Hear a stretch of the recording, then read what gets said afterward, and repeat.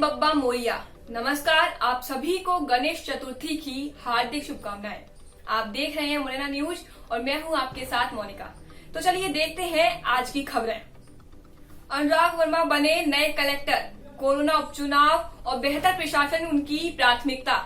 उपचुनाव से पहले शासन ने शुक्रवार को 4 आईएएस अधिकारियों के तबादले कर दिए। स्थानांतरण आदेश से मुरैना और हरदा के कलेक्टर प्रभावित हुए हैं। 2012 बैच के आईएएस अनुराग वर्मा को मुरैना का नया कलेक्टर बनवाया है। नव पदस्थल कलेक्टर वर्मा ने कहा कि कोरोना रिकवरी रेट को 3% तक लाने का प्रयास किया जाएगा। इसके अलावा मुरैना की 5 सीटों का उपचुनाव निष्पक्ष और शांतिपूर्ण ढंग से कराना भी उनकी प्राथमिकता में शामिल रहेगा। जनता को बेहतर प्रशासन देना उनकी सर्वोच्च प्राथमिकता का विषय है। जसविंदर सिंह ने कहा, मनुवादी भाजपा और जनादेश को बेचने वालों को सबक सिखाएं। कुछ बिकाऊ विधायकों को खरीद कर जनादेश को पलटने वाली भाजपा और शिवराज सरकार ने जनादेश का अपमान किया है। फिर से सत्ता में आकर इस सरकार ने अपने मनुवादी मंसूबों को जाहिर किया है। मार्क्सवादी कम्युनिस्ट पार्टी के राज्य सचिव जसविंदर सिंह ने मुरैना में शुक्रवार को पार्टी कार्यकर्ताओं की बैठक को संबोधित करते हुए ये बात कही। उन्होंने कहा कि सत्ता को सुरक्षित करने के लिए ये सरकार संसदीय लोकतंत्र की मान्य परंपराओं को भी कलंकित कर रही है। एक मंत्री जो जनादेश का अपमान कर सौदेबाजी से मंत्री बना है, अपनी विधानसभा के सारे पुलिस थानों के प्रमुखों को पत्र लिखकर सारे अमले का जातीय विवरण मांग रहा है। मंत्री की संविधान विरोधी हरकत पर डीजीपी भी खामोश है। मुख्यमंत्री ने तो सौदेबाजी से ही कुर्सी पाई है, इसलिए वो इस मामले पर चुप्पी साध गए हैं। चिंता की बात तो ये है कि उनके विधानसभा का उपचुनाव होना है। मंत्री का ये कृत्य चुनाव की निष्पक्षता को भी प्रभावित करेगा, लेकिन चुनाव आयोग भी इस पर सुनवाई करने को तैयार नहीं है। माकपा नेता ने कहा कि भाजपा सरकार के सत्ता में आते ही बिजली कंपनियों की लूट बढ़ गई है। उपभोक्ताओं से अनाप शनाप बिल वसूले जा रहे हैं। प्रवासी श्रमिकों को कोई राहत या रोजगार नहीं दिया जा रहा है। भाजपा के शासनकाल में ही 2 अप्रैल भारत बंद के दौरान दलित स्वरों पर झूठे मुकदमे लगाए थे। भाजपा के फिर से सत्ता में आते ही दलित उत्पीड़न फिर बढ़ गया है। इसलिए भाजपा को सत्ता से बेदखल करना हमारी प्राथमिकता है। माकपा नेता ने पार्टी की ओर से 16 सूत्रीय मांगों को लेकर चलाए जाने वाले अभियान की चर्चा करते हुए कहा कि मुरैना में भी ये अभियान व्यापक पैमाने पर चलना चाहिए। ये अभियान 20 से लेकर 27 अगस्त तक चलेगा। बैठक की अध्यक्षता रामनिवास शर्मा ने की। बैठक में जिला सचिव गयाराम सिंह धाकर, जेके पिप्पल, बैजनाथ पिप्पल, अशोक जाटव, राजेंद्र जाटव, हरि सिंह जाटव, राम खिलाड़ी पिप्पल और अशोक दोनेरिया आदि उपस्थित थे।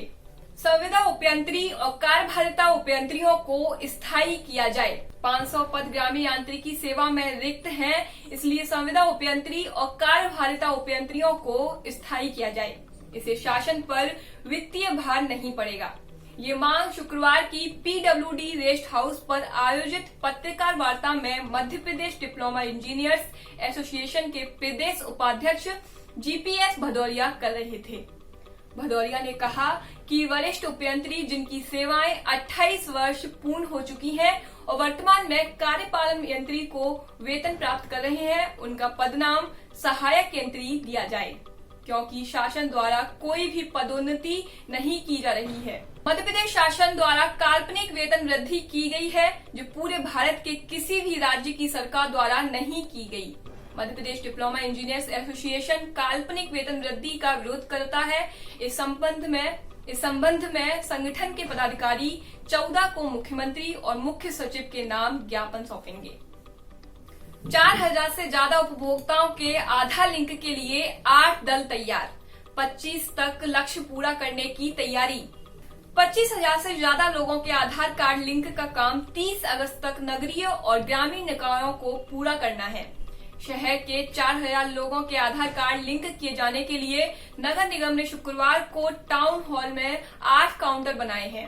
काउंटरों पर सुबह 10:30 बजे से शाम 5:30 बजे तक आधार कार्ड लिंक की प्रक्रिया पूरी की जाएगी। सरकार के कड़े निर्देश हैं कि सितंबर महीने का खाद्यान्न उन्हीं उपभोक्ताओं को वितरित किया जाए जिनके आधार कार्ड पीओएस मशीन से लेकर आपूर्ति विभाग के पोर्टल पर लिंक किए जा चुके हों। इस दिशा में अभी जिले भर में 25,000 से ज्यादा आधार कार्ड लिंक किए जाने की प्रक्रिया नगर निगम से लेकर नगर पालिका और नगर पंचायतों समेत ग्राम पंचायतों में शुरू कराई गई है, ताकि आगामी 8 दिन में यानी 30 अगस्त तक आधार सीडिंग का काम पूरा हो सके। आधार कार्ड लिंक के लिए नगर निगम ने 3 उपायुक्त रामनिवास, रामबाबू और साबिर कोशक की ड्यूटी लगाई है। आधार लिंक के लिए 8 कंप्यूटर ऑपरेटरों को भी इस काम में लगाया गया है। टाउन हॉल में उन लोगों के पंजीयन भी किए जाएंगे जिनको पात्रता के बाद भी उचित मूल्य की दुकानों से 1 रुपए किलो का खाद्यान्न नहीं मिल पा रहा है। खाद्यान्न से वंचित लोगों के पात्रता पंजीयन का काम भी टाउन हॉल में शुरू किया गया है। अंत्योदय गरीबी रेखा के नीचे जीवन यापन कर रहे लोगों समेत प्राथमिक परिवारों के दरवाजे पर पहुंचकर नगर निगम की टीम के लोग उनके आधार कार्ड मांगेंगे और उनकी लिंक कराने की कार्रवाई करेंगे। इस काम में नगर निगम के सफाई कर्मचारियों की सेवाएं भी ली जा रही हैं, क्योंकि सफाई कर्मचारी गली मोहल्ले के लोगों से भली भांति वाकिफ हैं।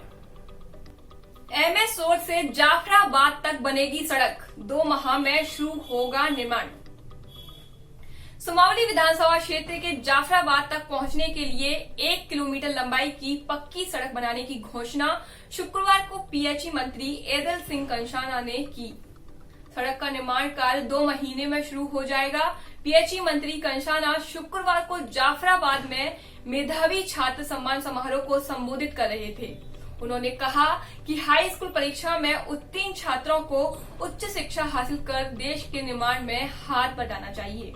उन्होंने कहा कि प्रदेश सरकार गांव को खुशहाल देखना चाहती है, इसके लिए गांव-गांव सड़क, बिजली और पानी का प्रबंध करना सरकार की प्राथमिकता में है।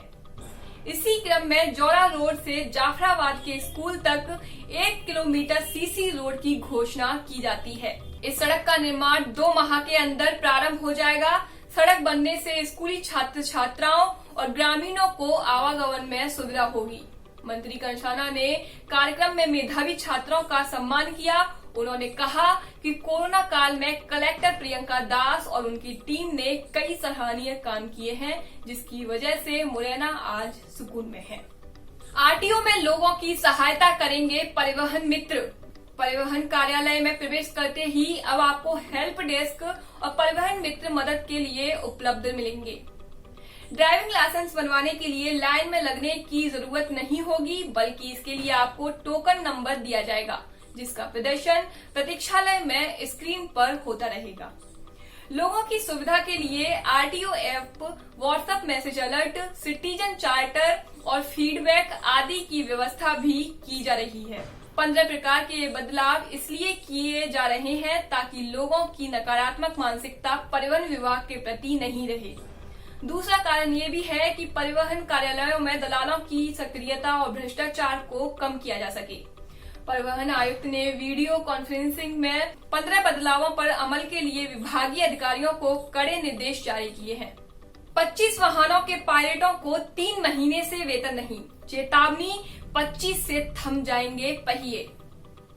डायल 100 यानी संकट के समय याद आने वाला नंबर, लेकिन पुलिस विभाग के माध्यम से आमजन के लिए इस सेवा का संचालन कर रही BVG कंपनी ने जिले में संचालित 25 वाहनों पर पदस्थ 70 पायलट्स का 3 महीने से मानदेय नहीं दिया। कोरोना काल के दौरान लगातार अपनी सेवाएं दे रहे इन पायलट्स ने बिना मानदेय के 30 त्योहार निकाल दिए, लेकिन जब उन्हें भुगतान होने की कोई संभावना नहीं दिखी तो उन्होंने मोर्चा खोल दिया। शुक्रवार को जिले भर के पायलट्स ने एकत्रित होकर कलेक्टर प्रियंका दास और SP अनुराग सुजानिया से कह दिया कि अगर मानदेय नहीं मिला तो 25 अगस्त से जिले भर में डायल 100 के पहिए थम जाएंगे। यहाँ बता दें कि जिले के 25 थानों की डायल 100 गाड़ियों का संचालन करने के लिए 70 पायलट नियुक्त हैं, जो 8-8 घंटे की ड्यूटी पर तैनात रहते हैं। माधोपुरा पुलिया से अंबा बाईपास तक कीचड़ गड्ढे, गुस्साए लोगों ने रोपी धान, चक्का जाम किया। माधोपुरा की पुलिया से अंबा बाईपास तक मेन रोड पर इन दिनों बारिश के पानी के साथ मिट्टी मिलने से कीचड़ फैल रहा है। जगह जगह बने गड्ढों से हादसे हो रहे हैं। इस रोड से जुड़ी 1 दर्जन कॉलोनी में रहने वाले 20,000 से अधिक लोगों ने शुक्रवार को आंदोलन कर दिया। गुस्साए लोग गड्ढों में धान रोपकर कीचड़ में ही बैठ गए, जिसकी वजह से रास्ता बंद हो गया और दोनों तरफ से गुजरने वाला ट्रैफिक जाम हो गया। लोग सड़क से उठने का नाम ही नहीं ले रहे थे। जब पूर्व विधायक रघुराज कंषाना को आंदोलन की जानकारी हुई तो वे मौके पर पहुंचे। लोगों ने उन्हें अपनी समस्या बताते हुए कहा कि हम 3 महीने से अफसरों से लगातार इस रोड को बनवाने की मांग कर रहे हैं, लेकिन समस्या का समाधान नहीं हुआ। हालात ये है कि हमें सब्जी लेने के लिए भी आगरा मुंबई हाईवे या बड़ोखर बाईपास से होकर शहर तक जाना पड़ रहा है। इस पर पूर्व विधायक ने नगर निगम कमिश्नर अमर सत्य गुप्ता को मौके पर बुलाकर कहा कि 3 दिन में लोगों की समस्या का अस्थायी समाधान कराएं और 2 महीने में रोड बनवाएं। मेरे क्षेत्र की जनता को किसी तरह की परेशानी नहीं होनी चाहिए। तब कहीं जाकर लोगों ने अपना आंदोलन खत्म किया। चलिए अब बात करते हैं जिले में कोरोना के आंकड़ों की। कोरोना संक्रमण की रफ्तार भले ही धीमी हो गई हो, लेकिन संक्रमितों के मिलने का सिलसिला लगातार जारी है। शुक्रवार को जिले में 18 नए संक्रमित मिले। इनमें जीआरएमसी से आई रिपोर्ट में 15 और एंटीजन टेस्ट किट में 2 मरीज पॉजिटिव मिले। संक्रमितों में ग्वालियर जेल में बंद 26 साल के राजू गुर्जर की रिपोर्ट संक्रमित मिली है। आरोपी राजू को पीआर रिमांड पर लेने से पहले कोरोना जांच कराई गई थी, लेकिन उसकी रिपोर्ट शुक्रवार को पॉजिटिव आई। आज के लिए बस इतना ही। नमस्कार।